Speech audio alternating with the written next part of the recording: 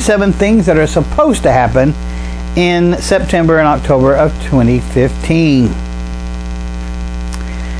We've been told that there's going to be a global reset in September 2015. Well, let's see. Apocalyptic hysteria has reached dizzying new heights as multiple groups of evangelicals predict an end of the world series of events that is supposed to happen sometime in September 2015 this year. But we must be on our guard when it comes to prophecy, because there are charlatans skulking around deceiving people. Evil men and impostors will grow worse and worse, deceiving and being deceived, says 2 Timothy 3:13.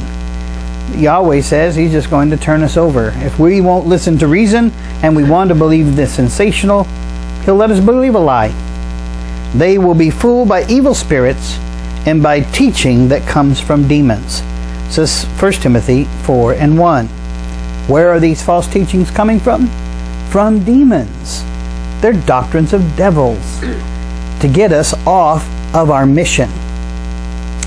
Now, there is a rabbi that is saying this is the year of Mashiach. His name is Rabbi Chaim Kanievsky, and he's issued a call for Jews to move to Israel in preparation for the imminent arrival of the Messiah at the end of the so-called Shemitah. But, the disciples wanted to know when the Messiah was going to return. They asked Him 3 questions. When shall these things be? The destruction of the temple and so on. What will be the sign of your coming and of the end of the age? We see that in Matthew 24:3. And as He sat upon the Mount of Olives, the disciples came to Him privately, saying, Tell us, when shall these things be, and what shall be the sign of your coming, and of the end of the world, or the end of the age? There are several things that have to happen before Messiah can come. You've heard preachers since you were a child say, Jesus could come back any minute. Well, that's not true. It never has been true, and it's not true now. There are several things that have to happen before Messiah can come. And let's look at them. Number 1, there's got to be a breakdown of character in the human beings. According to 1 Timothy 3:1-4, evil will grow worse. And number 2, the apostate system has to grow worse, according to Matthew 24:4. And the world war and ethnic tensions have to increase. Well, we're seeing that. But He said, when there are wars and rumors of wars, and ethnic group rises against ethnic group, the end is not yet. But we're seeing that happen. But the end is not yet. There are going to be terrorism and riots, certainly. In Luke 21:9, there'll be world famine. There's famine, but it's not worldwide yet. You're still eating. Severe troubles will happen. We're seeing that. Worldwide epidemics. Well, there's been some epidemics. Ebola, AIDS, so on. But did you know the worldwide epidemics that are supposed to happen right before Messiah comes kills 1/4 of the world's populations? That hasn't happened yet in Matthew 24:7. And this is amazing. In Ezekiel 7:15 and 17, it says that Yahweh will send armies into the cities, and at night the beast will come and devour what the armies didn't. That means that the fear of man is going to leave the animals. We're going to see animals rising up and killing humans. That hasn't happened yet, is it? Worldwide evangelism of the truth is going to start happening in Matthew 24:14 and Ezekiel 33:7-9. So this this worldwide evangelism of the truth now. We're a small group so far. But we've got to get out and begin to sift Israel from the nations. When we cover the earth with this truth, get back to the faith of Yahweh, then the end shall come, it says. There'll be epic worldwide earthquakes, according to Luke 21:11. Not just earthquakes, but earthquakes that'll make the Japanese earthquake, that was the largest in history, look like nothing. We're going to see earthquakes of epic proportion, over 10 on the Richter scale. Israel has to be warned. Certainly that's beginning to happen.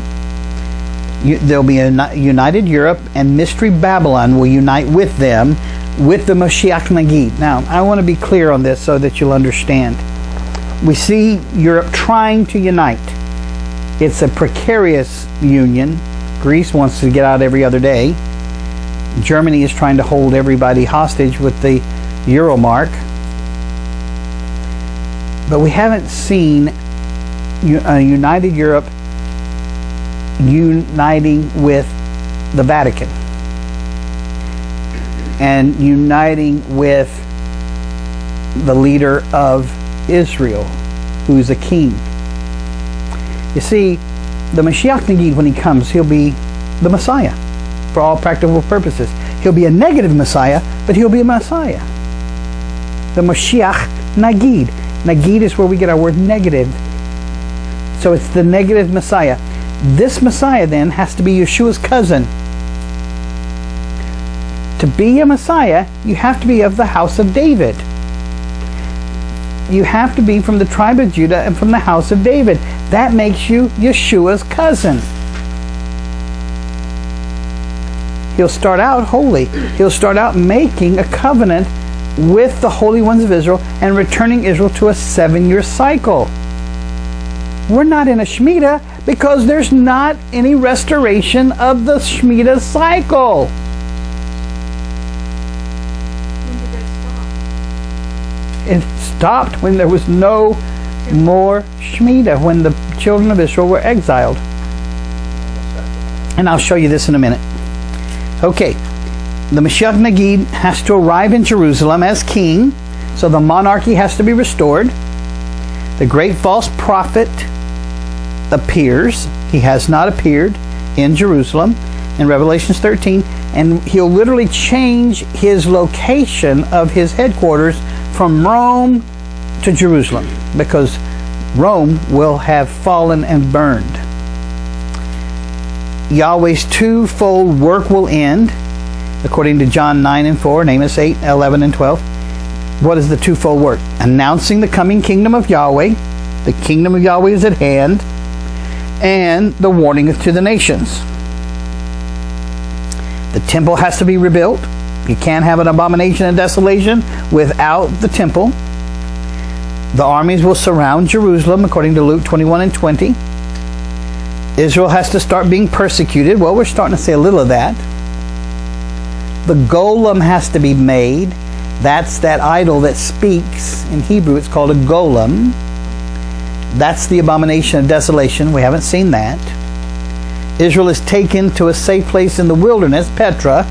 We haven't seen that.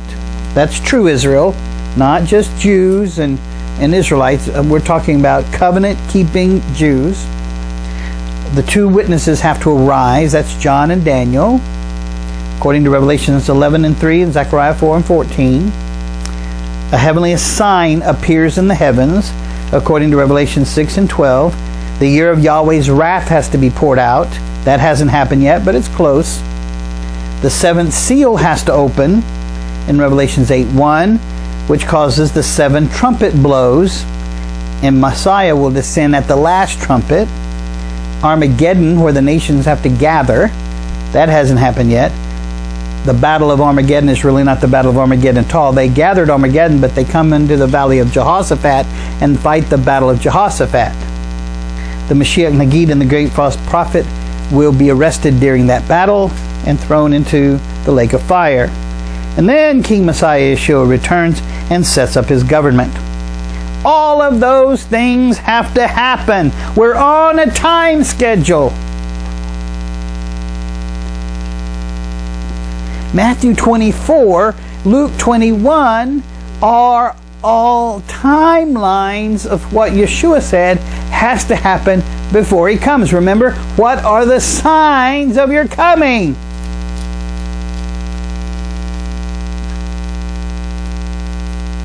We know what has to happen before he comes. It's all in his word. But why do people imagine a vain thing? Oh, there's going to be a great collapse. America's going to collapse. The dollar's going to be worth nothing, according to the Shemitah revelation. When is the Shemitah? We'll see what the scripture says. That's a good place to go, don't you think? Well, listen what it says. First of all, there's not just one Shemitah. There are two Shemitahs.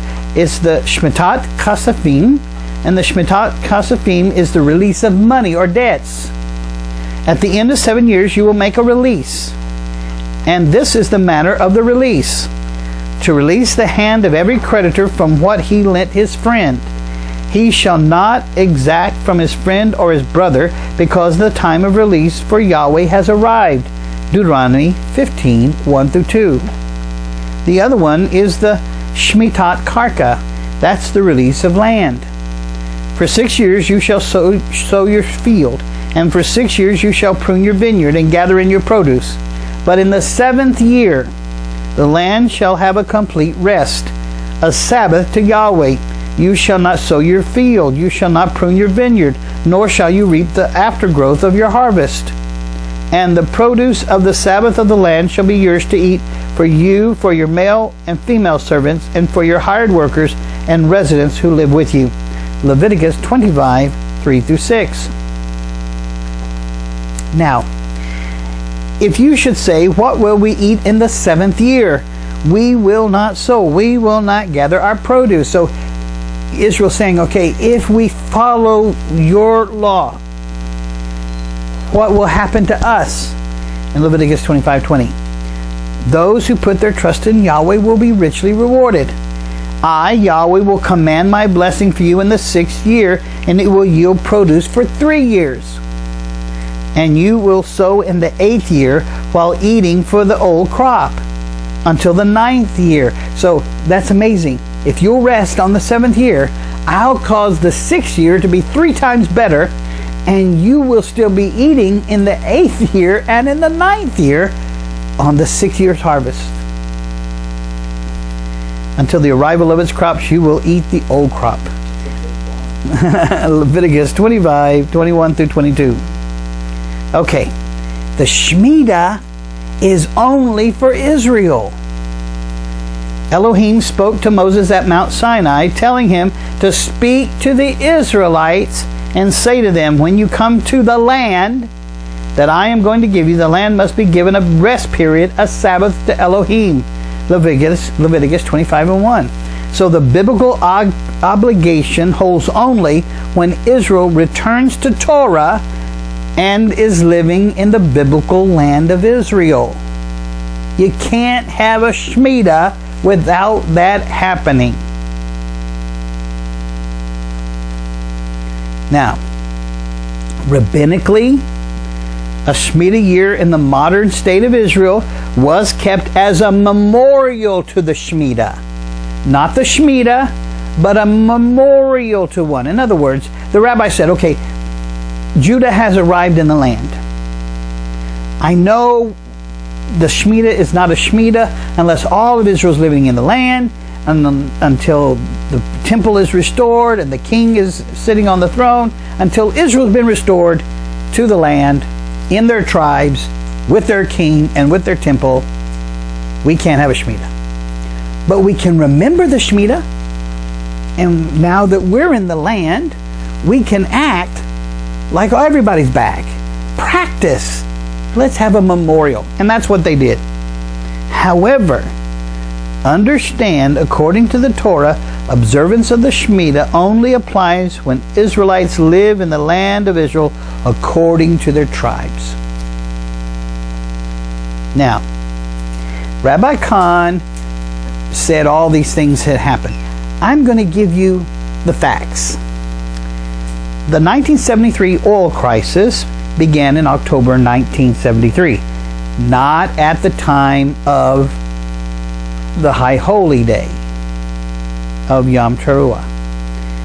1979, the oil crisis and oil shock began when oil rose to $39.50 a barrel. That didn't happen until April the 5th, 1979. Not at the holy days. It's important. If this is a cycle, it will be right there on the exact date. Just like Yahweh did. Yahweh caused the destruction of the temple that happened on the 9th of Av under Nebuchadnezzar. Guess what? In 70 CE, it happened again. The temple was destroyed on the same date, the 9th of Av, in 70 CE. When Yahweh does it, it's exactly right 100% of the time. In the wake of the 1973 crisis and the 1979 energy crisis, stagflation began to affect the U.S. economy. The early 1980s recession in the United States began in July 1981 and ended November 1982. No cycle there. Black Monday refers to Monday, October the 19th, 1987, when the stock markets around the world crashed. The Dow shredded a huge value of 95.46 points. That's a 3.8% record low. In a very short time, the crash began in Hong Kong and spread west to Europe, hitting the United States after other markets had already declined by a significant margin. The burst of the stock market bubble occurred in the form of the NASDAQ crash in March 2000.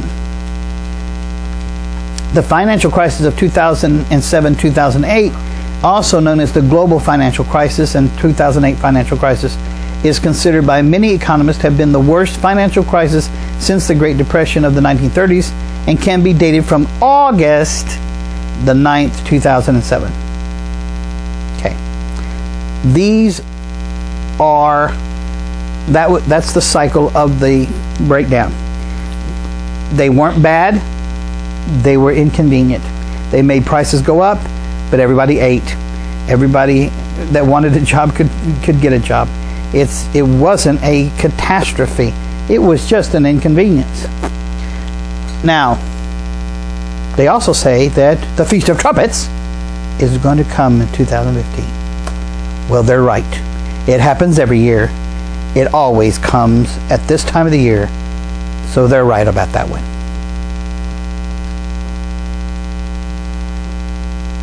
But what about this year is Anno Lucius, the year of Satan, of Lucifer? Not true. Anno Lucius literally means the year of light. It's a dating system designed as a simplification of the Anno Mundi calendar, that's what we have, by the Irish cleric James Ussher in 1581 to 1656. Nearly a century before the formation of the United Grand Lodge of England in 1717. See, what these evangelicals are saying is that the Masons have declared this to be Anno Lucius, the year of Satan, the year of Lucifer, and Lucifer is going to rise. But that's not true. Anno Lucius is just another way of setting dates. It's based on Ussher's dating of when creation happened. He said that in 4004 BCE was when biblical creation happened. So he decided to add 4,000 years to the current calendar to remember creation. So he said, I want to call it Anno Lucius after the day that Yahweh said, let there be light. Now, it's true that in 1725 the Masons did adopt this calendar for their official meetings and documents. But it has nothing to do with Lucifer and has everything to do with creation. Well, there's going to be a UN resolution for Palestine. Palestine's going to be a state no matter what. It's going to happen on September the 15th, 2015. It's going to happen. Obama's going to do it. Well, the scripture says, I will gather all the nations and bring them down to the valley of Jehoshaphat. There I will put them on trial for what they did to my inheritance, my people Israel, because they scattered my people among the nations and divided my land. In Joel 3 and 2.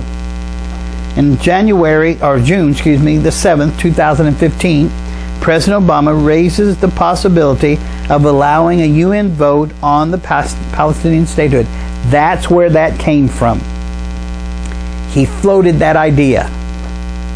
Well, in March 2014, one day before the election, Prime Minister Netanyahu told a reporter for the Mako Rishon newspaper that indeed there would be no Palestinian state on his watch. So it doesn't matter what the UN does.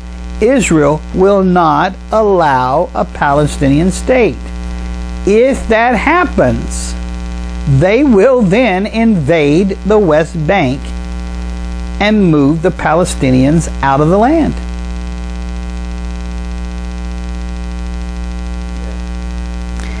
And Israel's defense minister, Moshe Yaalon, he's 64 years old. He cautioned against the notion of a Palestinian state in the West Bank and stated that he did not foresee such a development in his lifetime. So, is there going to be a Palestinian state? Not according to Israel. So it doesn't matter what the UN does. There will be no Palestinian state. Well, there's Jade Helm. Jade Helm's they're going to start arresting Texans, put us in concentration camps, take our guns and our women. How come they always they're going to take our guns and our women? Though I'll tell you one thing, they don't want to grab onto a Texas woman. She'll chew them up and spit them out. That'd be like lassoing a bag full of razor blades. They wouldn't know what hit them. A Texas woman can fire a gun probably better than a Texas man most of the time. But Jade Helm is not a boogeyman.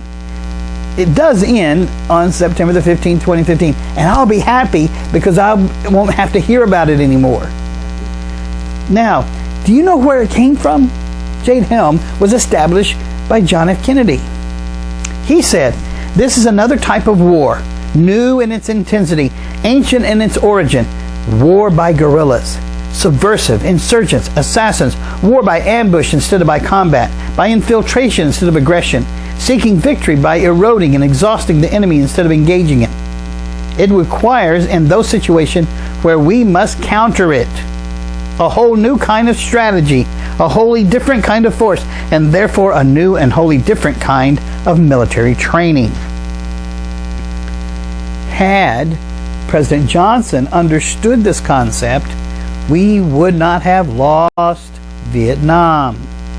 We would have known how to handle the insurgent guerrilla. Well, Operation Jade Helm is not a military takeover of the American Southwest. There's been 15 of them, and we're just now hearing about it. This is Jade Helm 15. I can't deny that Operation Jade Helm sets up a ripe canvas for which conspiracy nuts, oh, did I say nuts? I mean theorists, can paint their biggest nightmare scenarios. Once they have that conspiracy theorists have an impressionable audience, it is hazardous to try to debunk any of it. Thus, every light in the sky is a CIA drone or a spaceship. Every train loaded with U.S. Army armor is part of a grand plan to send 300 million Americans to containment camps and impose martial law. which is obviously the first step to totalitarian rule.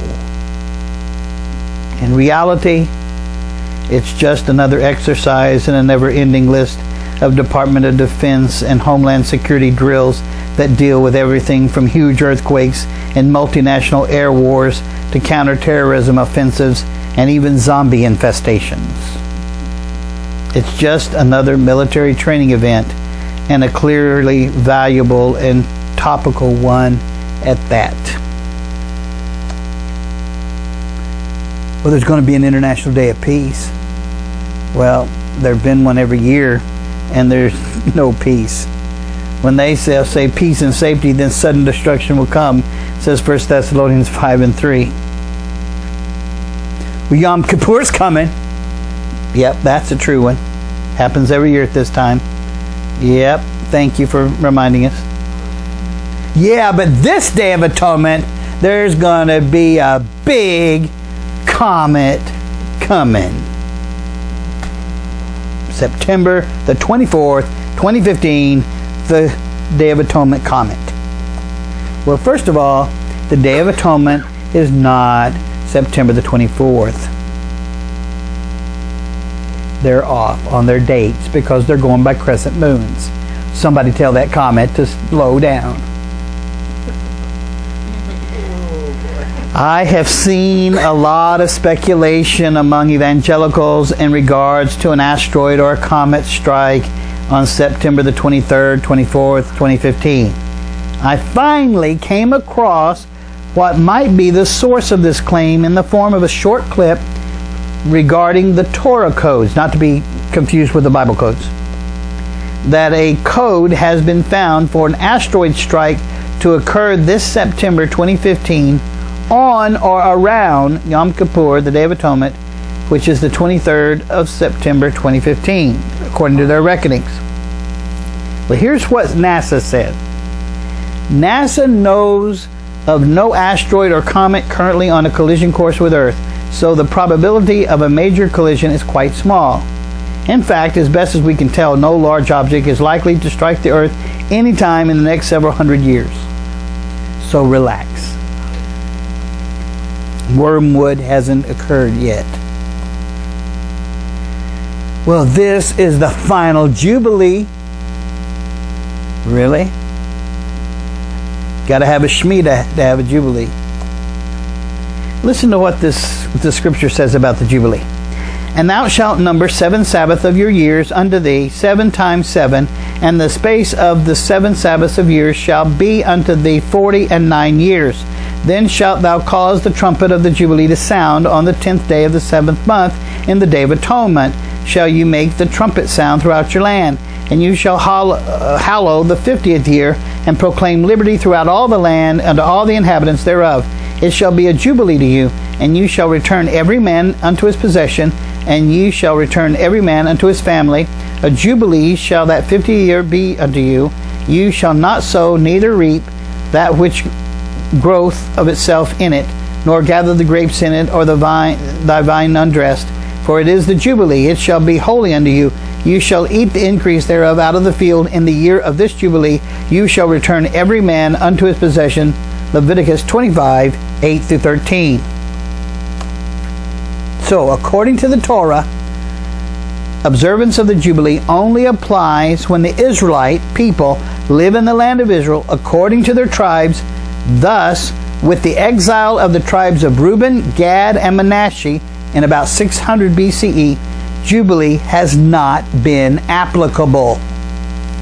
And you shall hallow the 50th year and proclaim liberty throughout the land unto all the inhabitants thereof. It shall be a jubilee to you, and you shall return every man unto his possession, and you shall return every man to his tribe. Leviticus 25 and 10. With the day of Arafat coming. That is the Muslim holy day. It happens on September the 22nd to 23rd, 2015. It's the day of beheadings. Today I have perfected your religion for you, and have completed my blessing upon you, and chosen Islam as din or religion or way of life for you, says Al-Midah, verse 3. The completion of Allah's blessing refers to forgiveness for one's sins by Allah, as without it the blessing of Allah cannot be complete. This brings to light the importance of being forgiven by Allah. On this day, Allah descends to the nearest heaven in a manner that suits His majesty, and He is proud of His slaves on the earth and says to those in heaven, "Look at my servants. They have come from far and near with their hair disheveled and their faces covered with dust to seek my mercy, even though they have not seen my chastisements. Far more people are freed from the hellfire on the day of Arafah than on any other day." End of quote. Well, it is a bloody mess. The next day is called Eid al-Adha festival. It's where they take those beheaded sacrifices at the end of the Hajj. Muslims throughout the world celebrate the holiday of Eid al-Adha. What does Eid al-Adha signify? It celebrates the sacrifice of Ishmael instead of the sacrifice of Isaac. According to Islam, Abraham offered up Ishmael, not Isaac, as the promised child.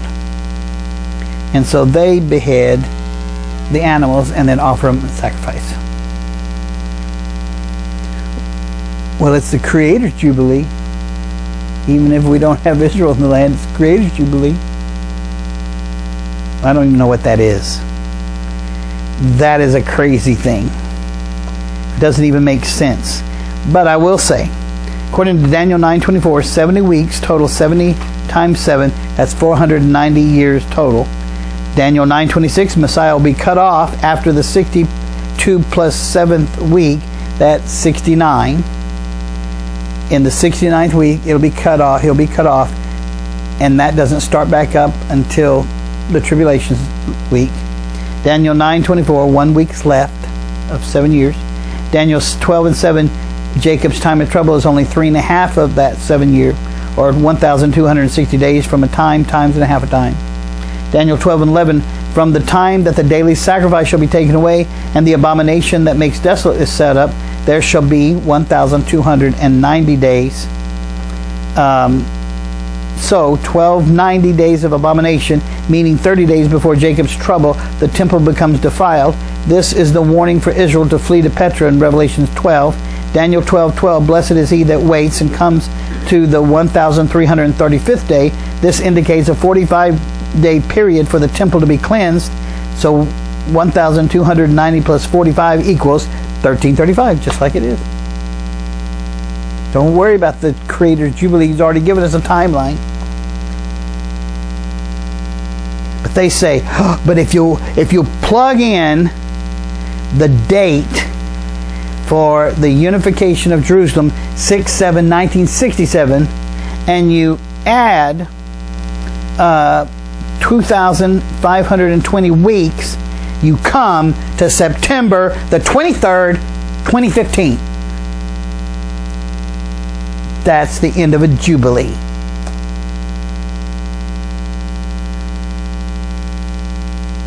No, it's not. That's only 67 or something years. Anyway. But of that day and hour no one knows, not even the angels in heaven nor the Son, only the Father knows. In Matthew 24:36. So Yeshua is not coming back on that day. It's not for you to know the times or the dates the Father has set by His own authority, says Acts 1:7. Look, I come like a thief. Blessed is the one who stays awake and remains clothed, so as to not go naked and be shamefully exposed when He comes, in Revelation 16:15.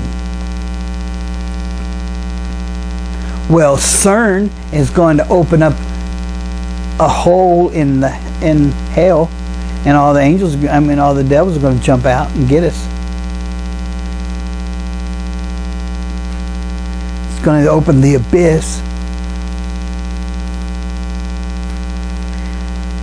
A couple of years ago, I was dumbfounded to see, hidden in plain sight, CERN's 666 logo. There it is. Then I was astounded that outside their facility in eastern France is a statue of the Hin god Shiva, the god of destruction. That one.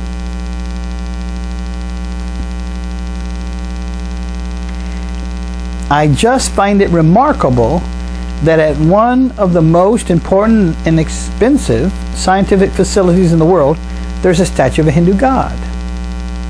Continuing with the weirdness, it is pointed out that CERN director has told British media that one goal of CERN is to actually open a door to another dimension. And is it just a coincidence that the town in France where CERN was built centuries ago was called the Apellicum? The Apellicum, which according to researcher and author Tom Horn, had a temple there dedicated to the god Apollo, or Apollyon, especially in light of Revelation 9:11, the same chapter, incidentally, which discusses the bottomless pit being opened. And they had a king over them, which is the angel of the bottomless pit, whose name in Hebrew is Abaddon, but in Greek it's Apollyon. He had the key to the abyss. CERN doesn't have the key to the abyss. The angel unlocks it with the key. So no matter what these nuts are doing, they're not going to open the abyss. There are several conspiracies linked to CERN as is being used as a way to develop weapons, or reptilian aliens opening a dimension rift, or the New World Order directed by Hasatan using it to destroy the earth and opening the gates of hell. However, in attempting to find evidence of these claims, I keep getting directed to a feedback loop of sources leading back to the All News Pipeline article.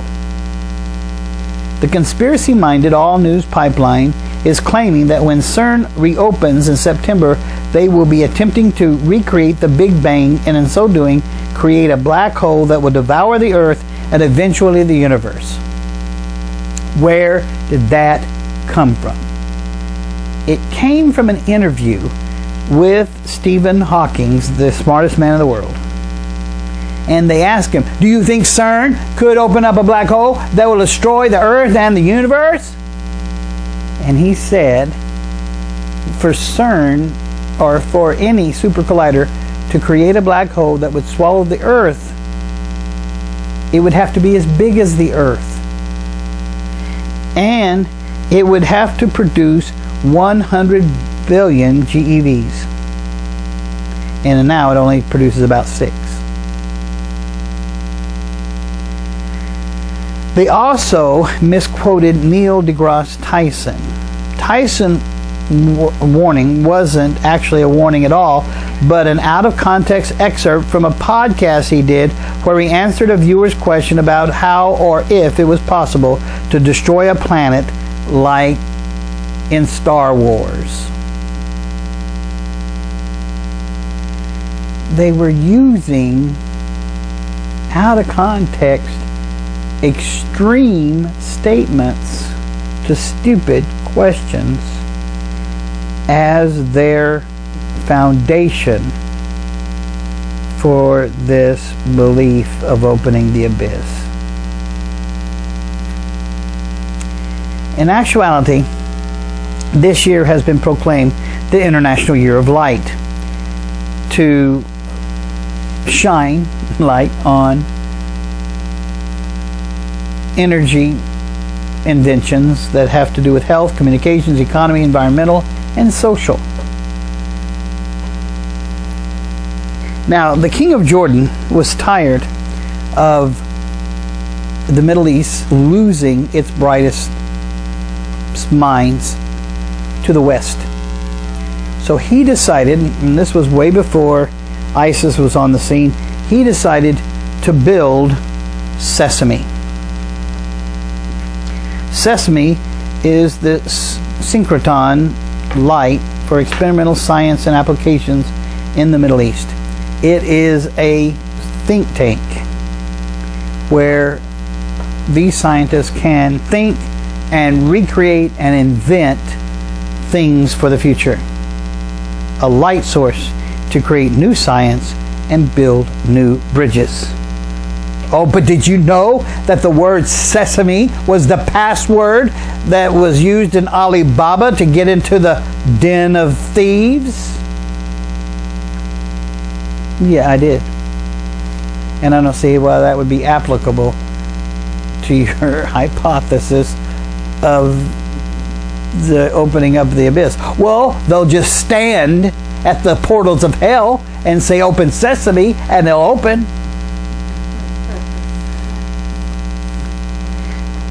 Did I tell you how to spell nut?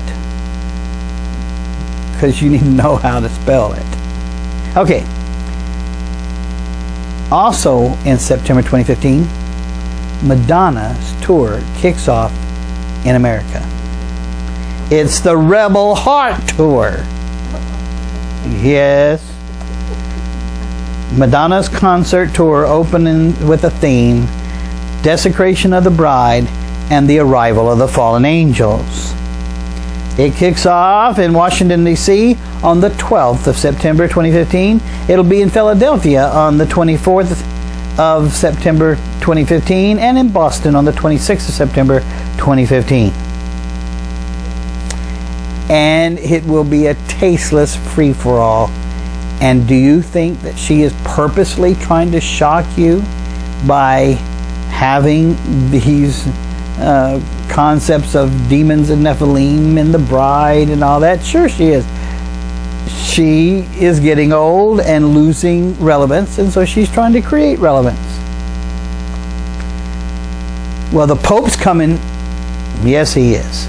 And he's going to do a congressional address to the House of Congress. Well, that's the first time that's ever happened. No, it's not. Really? Mm-hmm. First time Pope Francis did it, but it's not the first time a Pope has addressed the House of Congress. Pope John Paul did. Pope called it when Kennedy was president. Well, then why is he getting to be treated like a head of state? Because he is one. The Vatican City-State is a walled enclave within the city of Rome, with an area of approximately 110 acres and a population of 842. It is the smallest internationally recognized independent state in the world by both area and population. It is an ecclesiastical, monarchical state, ruled by the Bishop of Rome, the Pope. The highest state functionaries are all Catholic clergy of various national origins. Since the return of the Pope from Avignon in 1377, they have generally resided at the Apostolic Palace within Vatican City. Vatican City is distinct from the Holy See, which dates back to early Christianity and is the main episcopal see of 1.2 billion Latin and Eastern Catholic adherents around the globe. The independent city-state, on the other hand, came into existence in 1929 by the Lateran Treaty between the Holy See and fascist Italy, which spoke of its new creation not as the vestige of the much larger papal state that existed from 756 to 1870, which had previously encompassed much of central Italy. According to the terms of the treaty, the Holy See has full ownership and exclusive dominion and sovereign authority and jurisdiction over the city-state. Pope Francis will address a joint meeting of Congress on September the 24th as the head of state. Also, Pope Francis is expected to be received at the White House as a head of state. He plans to use his trip to the U.S. to urge world leaders to curb global warming, which he has called mostly man-made. Then, on the next day, he addresses the UN. Well, how come he gets to address the UN? I told you, he is a head of state. The Vatican City-State is recognized as an independent state by the United Nations.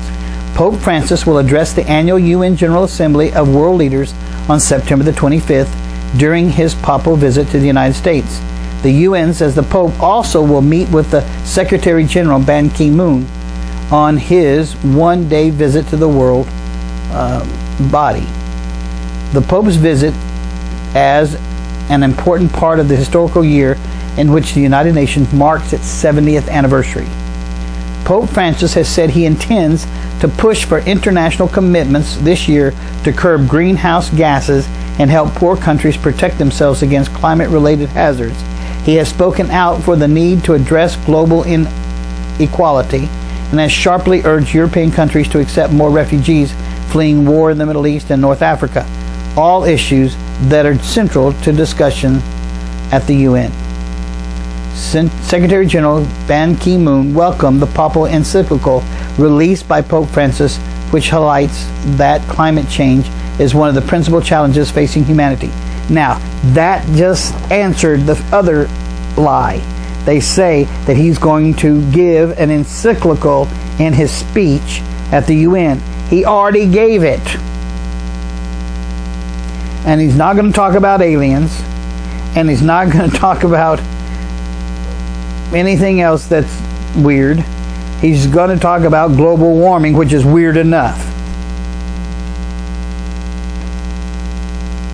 Then he's going to go and speak at the Madison Square Garden. Oh, that's where Madonna does that weirdo show. She's probably priming the dimensions and letting the demons in, so they'll be there in that garden when he comes on the scene. Listen, folks, Pope Francis brings his own boogeymans with him. He don't need Madonna to help him. Well, the 500 days of climate chaos is going to end on September the 25th. That was a made-up thing from the beginning.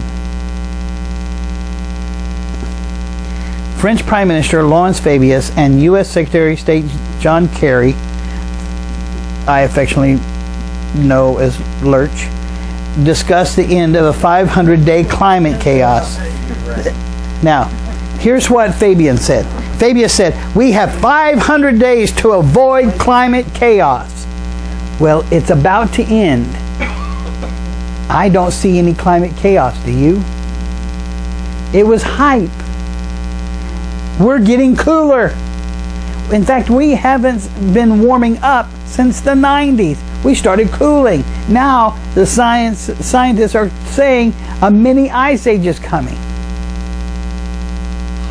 Al Gore has had this change of spiel from global warming to global weirding. It's just getting plumb weird out there. Oh, but you don't know.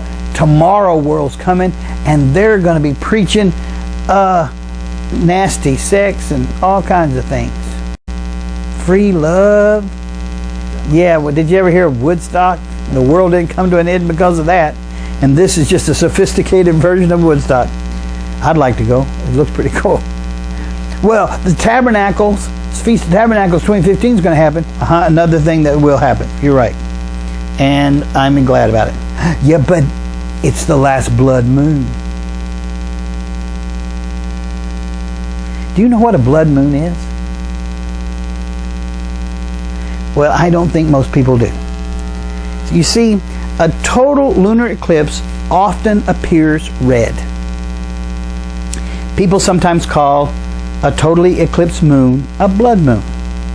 Since a lunar eclipse occurs when the shadow of the earth is cast upon the moon, a lunar eclipse can happen only when the earth is between the sun and the moon. This happens once each month when the moon's phase is full. Okay, let that sit in for a minute. You can only have a lunar eclipse on a full moon. Are you with me?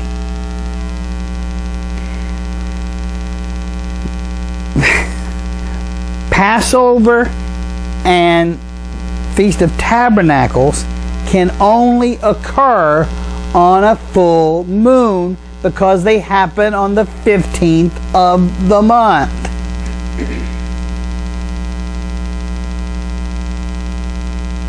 There's only 30 days in a month. That's how I know that I am keeping my clock, because I do Rosh Chodesh at the Milad. 15 days later should be a full moon, and that's when I look up in the sky, and guess what? There's always a full moon. Sometimes there's an eclipse, and sometimes the eclipse show red or orange. Okay? That's not a miracle. That's not unusual. I'm a bit concerned about the attention directed towards the blood moons. Scripture does not say anything about the so-called blood moon, which is a normal occurrence. They happen in cycles because total lunar eclipses often appear red. People sometimes call a totally eclipsed moon a blood moon. A lunar eclipse occurs when the Earth's shadow, the umbra, falls on the moon. If the Earth's shadow completely covers the moon, it is a total eclipse. But a partial lunar eclipse happens if the Earth's umbra only partially covers the moon. Because the Earth has an atmosphere that bends light around its edge, the Earth's umbra is not completely dark. So the totally eclipsed moon will reflect the color of the light contained in the Earth's shadow. The Earth's atmosphere scatters out shorter wavelength light, green through violet, leaving mostly longer wavelength light, red, orange, and yellow, in the Earth's umbra. This is why sunsets and sunrises generally are red, and why most lunar eclipses are red. Well, where did the term the blood moon come from? Well, Mark's Blitz, he started it all. 119 Ministries picked it up, and then John Hagee, never one to miss a sensation, pointed to the last blood moon triads of 1949 to 50 and 1967 to 68 are tied to the establishment of Israel in May 1948. Wait a minute. When did Israel become a nation? May 14, 1948. When did that blood moon triad happen? 49 to 50. So if we just get near the ballpark, we can point to it?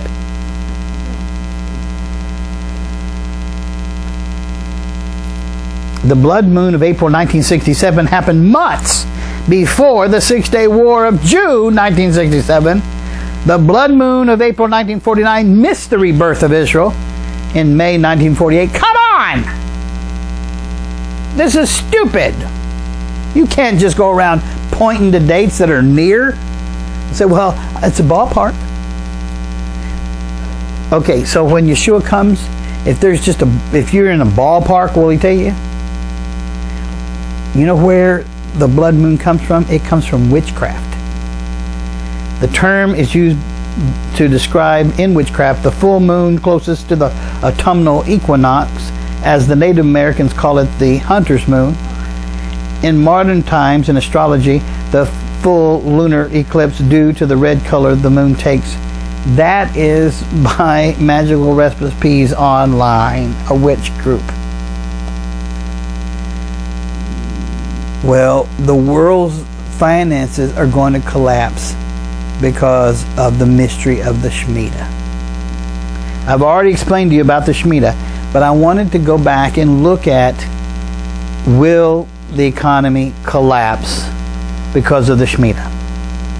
The mystery of the Shemitah, which went to its second printing the day it was released, builds on the concepts and theories of Jonathan Cahn, first presented in The Harbinger, particularly those in the chapter also entitled The Mystery of the Shemitah. The author's theory is that Yahweh has visited warnings and or judgments against the United States according to a 7-year cycle going back many decades. Although I agree that America is deserving of Yahweh's judgment and a call to repentance is definitely in order, the foundational premise Rabbi Kahn's book is biblically flawed from the outset. The Shemitah, the 7-year Sabbath cycle, was an obligation given specifically and exclusively to the nation of Israel. And there is no biblical support for the idea that Yahweh would either require any other nation to observe the Shemitah year or that he would impose a Shemitah-type judgment according to a 7-year cycle on any other nation. Kahn goes into great lengths in trying to show from the Bible and history that Yahweh has imposed a Shemitah on America. And yet he fails because nothing has happened in America that even roughly parallels Israel's judgment. Kahn tries to support his claims based on the failure of a few large financial institutions, Fannie Mae, Freddie Mac, Lehman Brothers, and AIG. However, even though there was significant factors in the economic crisis of 2008, this doesn't follow the ancient pattern. When Israel was invaded and overrun by foreign army, with everything of value being destroyed or carried away. A sharp contrast, what America suffered on 9/11 was relatively minor when compared to Israel's complete destruction. How can Khan maintain that all credit and debt from 2001 to 2008 had been in fact canceled? Of course, there were losses, but nowhere close to all debt being wiped away. If all debt had been wiped away, those who found themselves in upside-down mortgages could have kept their homes and owed nothing. Furthermore, although the biblical Shemitah involved the cancellation of all debt, Khan has redefined it to include the wiping out of savings and investments. The author cannot have it both ways, by arguing for exact precision to the day, but then arguing for in the ballpark dates to make a similar point, switching between Hebrew and Gregorian calendars. Someone has been said, if you torture the statistics long enough, they will confess to anything. Well, there's tensions between China and the United States. Well, there has been since Mao Zedong. But tensions with China loom larger as Obama prepares to welcome Xi Jinping in September 2015. They're going to discuss Chinese hacking of the U.S., high-sea bullying, and currency manipulation. China has tried to form a new currency, at least in the East, to buy petroleum and to knock the dollar out as the world currency. But they have been unsuccessful, and they remain unsuccessful.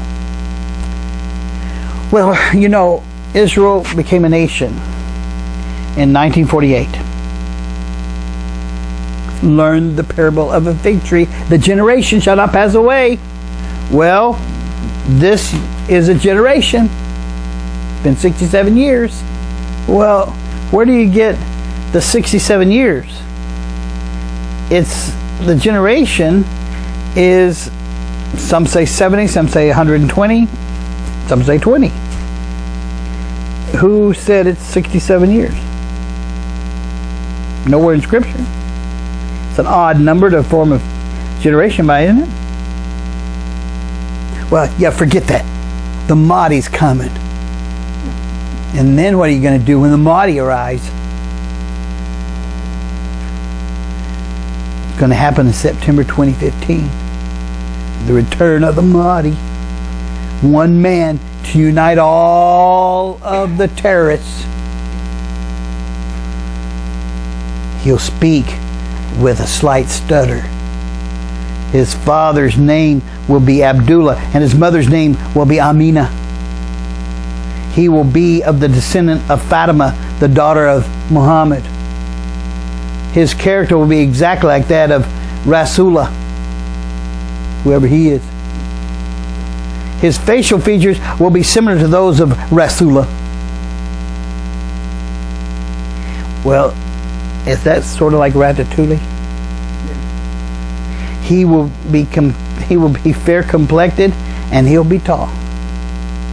Well, thank you for narrowing that down. And Jesus is going to come with him. So, is the Mahdi the Mashiach Nagid? That's what a lot of people have been teaching, that he'll be the Antichrist. I think believing that the Mahdi is Mashiach Nagid can be a big danger and a trap, because I believe the real Mashiach Nagid comes into power through the wars against Islamic fundamentalism. So those who fall into the trap of making an Islamic beast might actually help create the platform for the Mashiach Nagid to stand on and rise to power and take over the world as the world's savior that saved us from Islam. I also want to point out something else. Believing that Islam is the beast system is not at all logical. It is obvious that Islam, with all its laws, will never be accepted by the decadent West. It is also obvious that any system that unappealing to the West could never take over the world by force. So the logic of a beast antichrist out of Islam escapes me.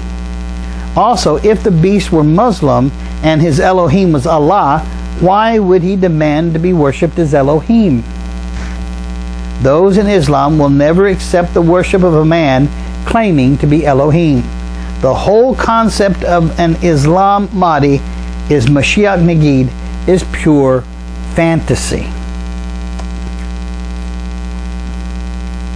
Okay, we won't go into detail about all this, but this goes into detail about who the Mashiach Nagid is. But I will say this. The last thing I want to talk about is, will there be a rapture on September the 22nd? In a word, no. Because the rapture is made up. Now, brethren, concerning the coming of our King Messiah Yeshua, our gathering together to him, we ask you not to be soon shaken in mind or troubled, either by spirit or by word or by letter, as if from us, as though the day of Messiah had come. Let no one deceive you by any means. See, this is talking about a secret coming.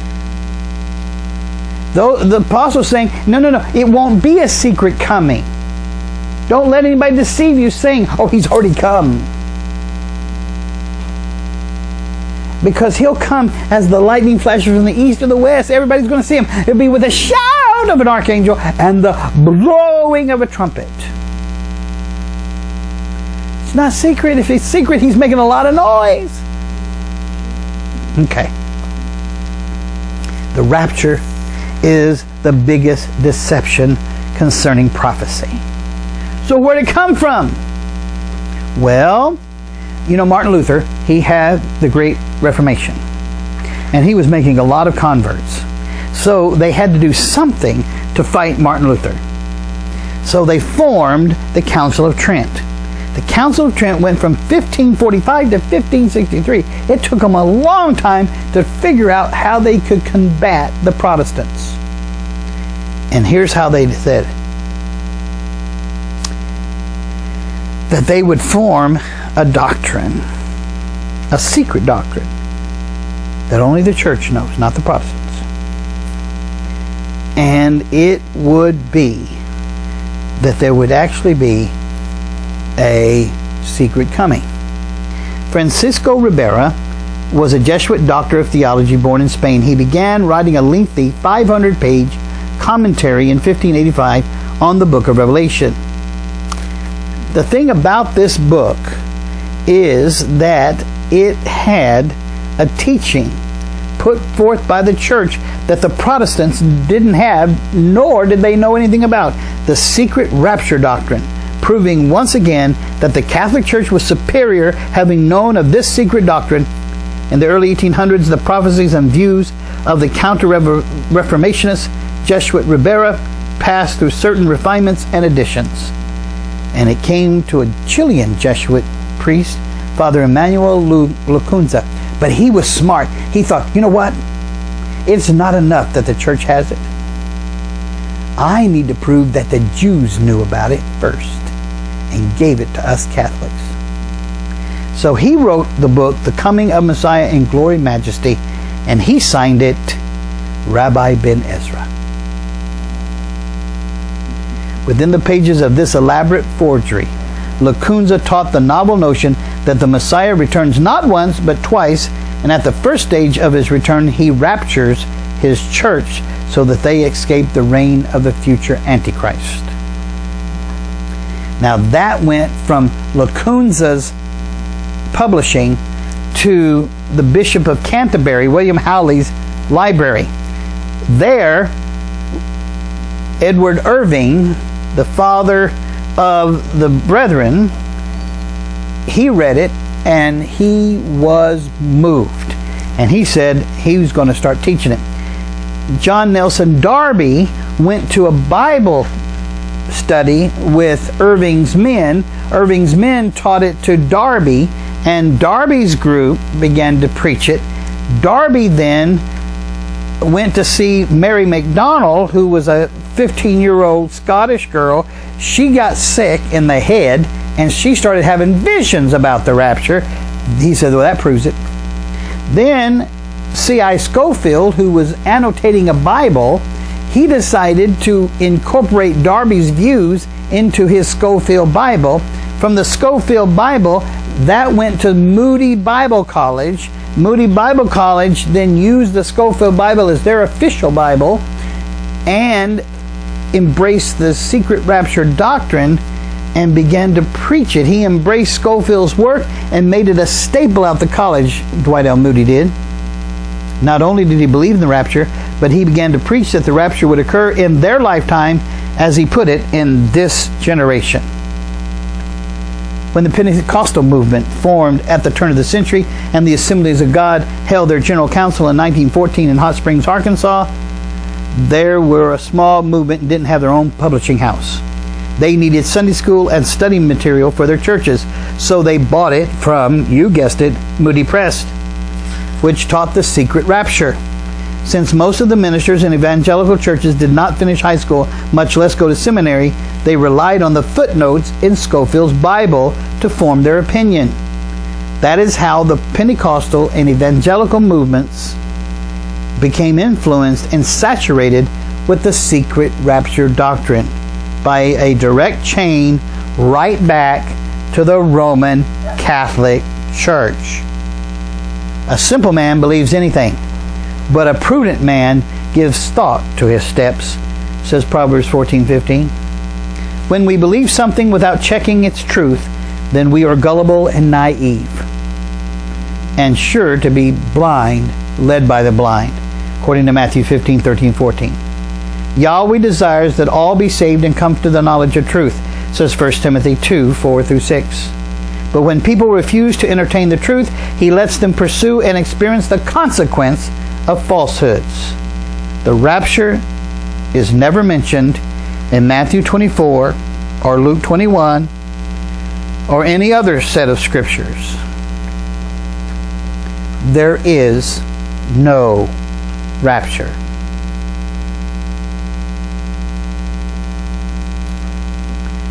September 2015 is not the end of the world.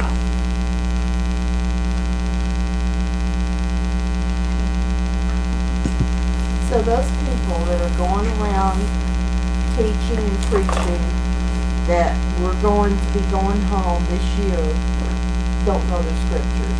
Is that... Not only do they not know the scriptures, they are liars, teaching doctrines of devils.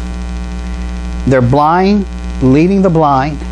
They need to shut the hell up, because that's where their doctrines are coming from. So they're focusing. I don't know who's teaching it.